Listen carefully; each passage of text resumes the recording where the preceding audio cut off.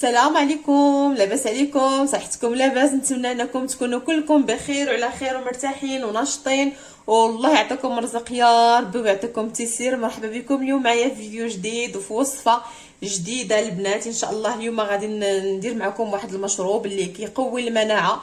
وراكم عارفين مع هذا الوباء هذا اللي منتشر في العالم، فلا بد ان الانسان يقوي المناعه ديالو غير يعني بمكونات اللي متواجده في البيت، وما يعقش الانسان ينوض يحيد عليه العجز. وراه البنات المنافع ديال هذا المشروب هذا لا تعد ولا تحصى، عنده بزاف ديال المنافع، سيرتو السكينجبير عنده بزاف ديال المنافع البنات. كيقوي المناعه وكيساعد في علاج المشاكل اللي كتصيب لنا الجهاز التنفسي البنات، كيساعد في محاربه الالتهابات في الجسم، وهو طارد للغازات، دوك الغازات اللي كيكونوا عندنا في البطن. وهذا فهو الا بديتي كدومي سكينجبير فتبارك الله ما شاء الله كيمشيو لك دوك اللي حنا اللي كنقولوا لي غاز.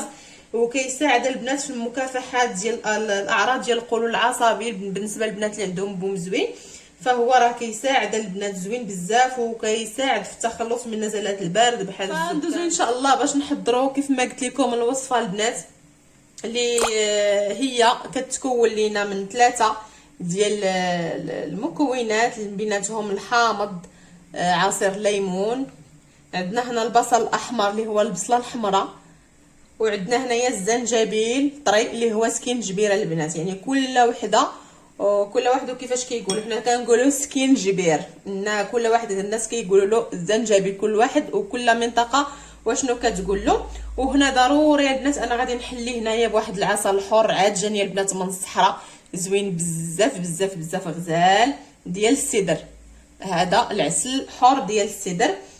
المهم البنات ان شاء الله دابا غادي ندوزو باش نحضروا الوصفه. كيف ما قلت لكم اللي ساهله ماهله، وهذا المشروب هذا ساخن، يعني تقدري تاخذيه يعني فاش تبغي تنعسي تاخذي هذا الكويس هذا ديال هذا المشروب الساخن وتنعسي، وقبل ما تاخذيه ديري الغرغره بالماء الدافئ والملحه، يعني تغرغري بالماء الدافئ والملحه وعاد باش ديري هذا المشروب هذا، اولا كديروا الملحه مع الماء الدافئ مع قطرات من الخل ديال التفاح يكون اصلي. فهنا البنات غادي ندير واحد الكويس ديال الماء، ولا مهم كاس ما عامرش ديال الماء، يكون سخون، الماء يكون غليان، الماء يكون طايب.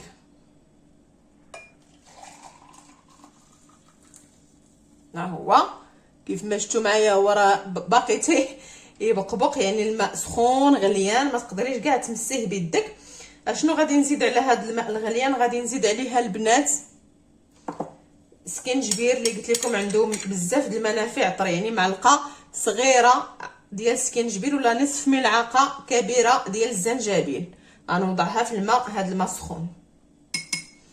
غادي نوضع على البنات عصير ديال حامضه كامله، يعني هاد الحامضه ولا القارص ولا الليمون ولا كل واحد شنو كيقولوا، يعني هذا الحامض غادي ناخذ منه، غنعصر هاد الحامضه هذه، يعني في هذا القياس انا عصرتها عطاتني هذا، يعني نعبر لكم بالمعلقه باش تشوفوا، يعني ها ملعقه الاولى، ملعقه الثانيه، قلت 3 د المعالق كبار حتى ل4 د المعالق كبار ديال عصير الليمون.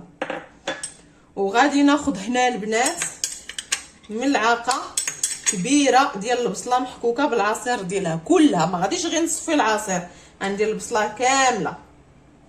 غادي نخلط المكونات ديالي، غادي نحليهم بملعقه ديال العسل يكون حر،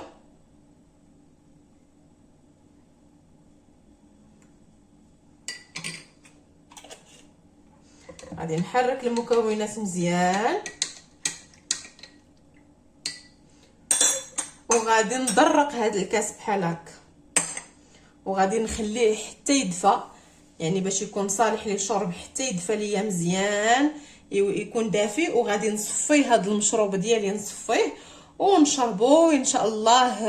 الله ينزل العفو على الجميع، ونتمنى ان هاد الوصفه هذه ولا هاد المشروب ديال هاد النهار ينال الاعجاب ديالكم، وانكم تبارطاجيو هاد الوصفه هذه مع الاهل والاصدقاء ديالكم اللي عنده كيف ما قلت لكم يعني ضيق في التنفس، اللي عنده الزكام، اللي عنده البرد، اللي عنده الروح كيف ما كنقولوا حنا لا. فراه البنات هاد المشروب هذا راه صحي بزاف بزاف بزاف، وتيقوي المناعه، واش نقول لكم، الوقايه خير من الف علاج كيف ما كنقولوا، كيف ما خلاوها الناس القدام.